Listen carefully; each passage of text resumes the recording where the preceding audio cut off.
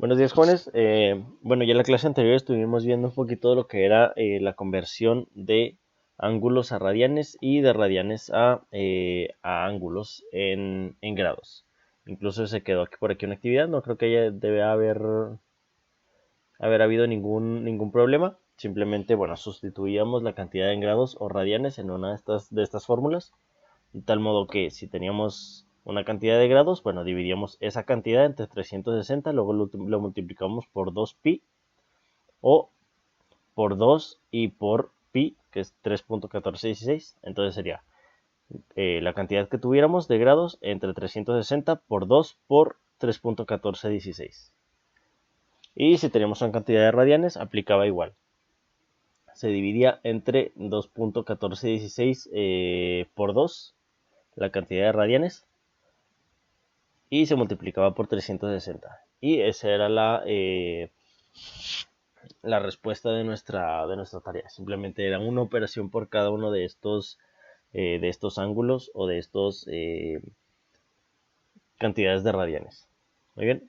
Entonces, hoy entramos de lleno con lo que son las razones trigonométricas. Y bueno, ¿qué son? Las razones trigonométricas se definen comúnmente como el cociente o la división entre dos lados de un triángulo rectángulo asociado con sus lados. Las razones trigonométricas en un triángulo rectángulo trazado en una circunferencia unitaria o en una circunferencia que tiene una unidad de radio o que su radio mide 1. Básicamente esta razón de dos partes de un triángulo va a ser la división de un lado del triángulo sobre otro lado del triángulo, y esto va a ser igual a alguno de estos 6 operadores que son razones trigonométricas de su ángulo. Y bueno, existen 6 razones trigonométricas básicas: son el seno, coseno, tangente, cotangente, secante y cosecante. Cada una de estas, bueno, van a ser igual a la razón de dos partes de un triángulo. Y estas 3 de abajo, de hecho, son complementarias a las de acá arriba, son recíprocas. O sea que es lo contrario una de la otra. Muy bien, comenzamos. Para definir las razones trigonométricas del ángulo del vértice A, se parte de un triángulo rectángulo arbitrario que contiene a este ángulo. Básicamente tenemos un triángulo rectángulo, vamos a nombrar de esta forma a sus lados, no importa cómo lo nombremos, siempre que el ángulo que estemos manejando esté señalado como alfa y el lado de ese ángulo sea A. Ok, si lo ponemos de este lado, el lado opuesto sería este de aquí, es el cateto opuesto, el adyacente sería el que está pegado, y la hipotenusa es siempre la misma. Muy bien, igual acá, si lo ponemos de este lado, alfa es el ángulo, la hipotenusa sigue estando aquí, el cateto adyacente ahora es este de acá y el cateto opuesto es este de aquí. Aquí está la redacción, pero bueno, esto ya lo sabemos. ¿Por qué no podemos poner el ángulo alfa aquí? Porque pues no nos serviría de nada, porque este ángulo ya lo conocemos, sabemos que es 90 grados, sabemos que es un triángulo rectángulo, entonces esto va a ser siempre 90 grados. Y en adición a esta definición permanente de lo que es un triángulo rectángulo, el lado opuesto o el cateto opuesto al ángulo recto va a ser siempre la hipotenusa, por lo que nuestro ángulo alfa va a ser este de aquí arriba o este de aquí abajo, pero nunca este de aquí, porque pues ya lo conocemos.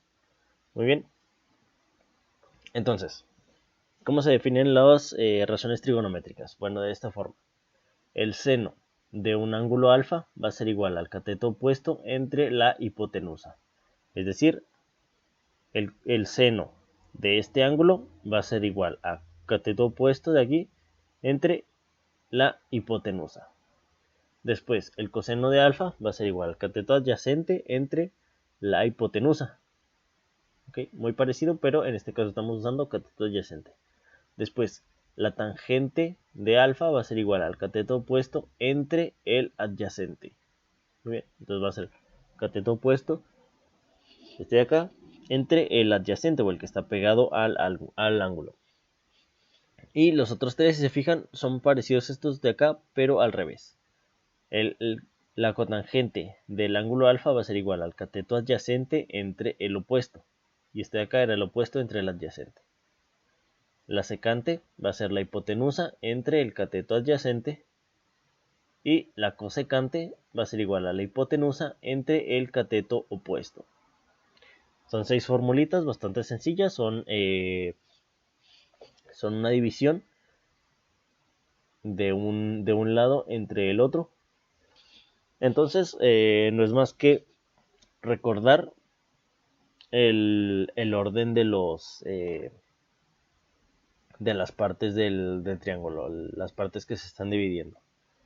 Y si se fijan, bueno, estos de aquí son los recíprocos. Si se fijan, tangente es cateto opuesto entre adyacente y la cotangente es cateto adyacente entre opuesto.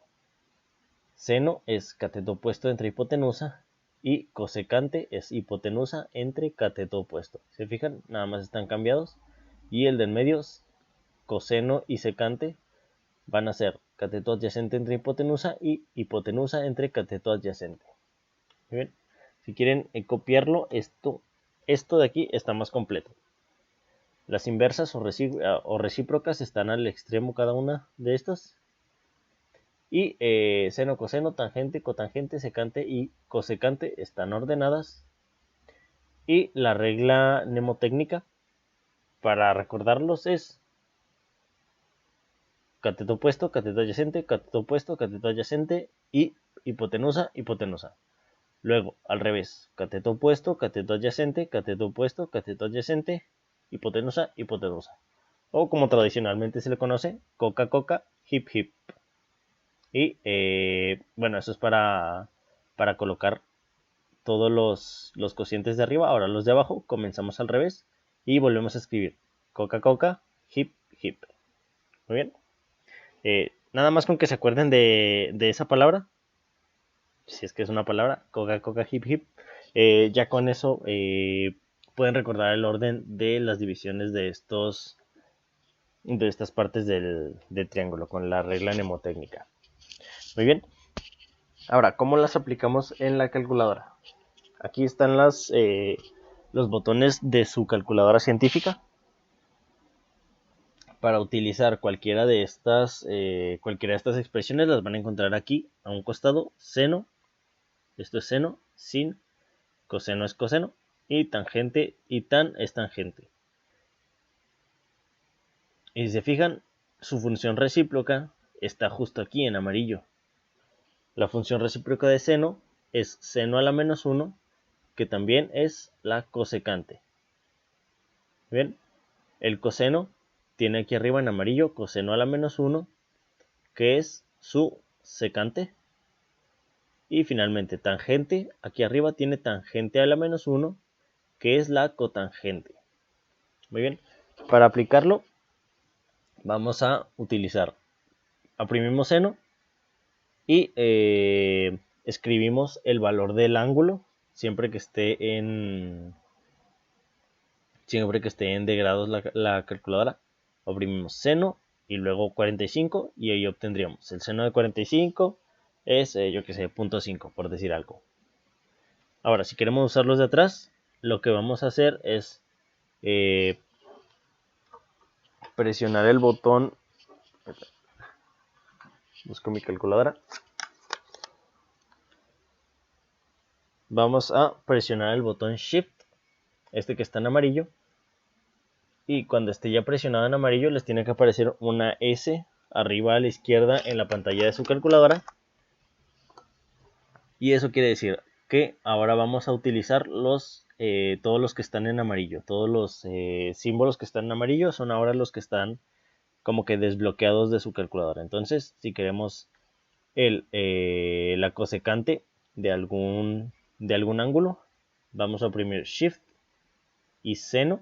Estaríamos oprimiendo seno a la menos 1, que es la cosecante. Y luego ya escribimos el ángulo. Muy bien.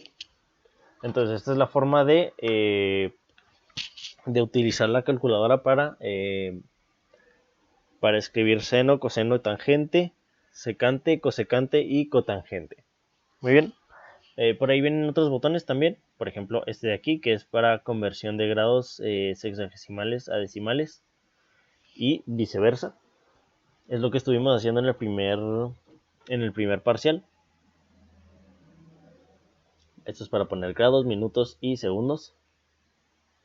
Y por acá estaría unos botones de cambio de función o elección de modo, si quieren más adelante en una clase que tengamos así en reunión resolviendo problemas en el pizarrón, lo vemos. Muy bien, por ahora sería todo. Escriban toda la teoría y ya la siguiente clase lo que nos dedicaríamos a hacer es resolver problemas como estos de aquí. Si quieren los resolvemos la siguiente clase. Y algunos problemas o resolver algunos derivados de las razones trigonométricas. Muy bien. Entonces sería todo por ahora. Tomen nota. Si tienen alguna duda, pregunten por el grupo. Y nos veríamos la siguiente clase.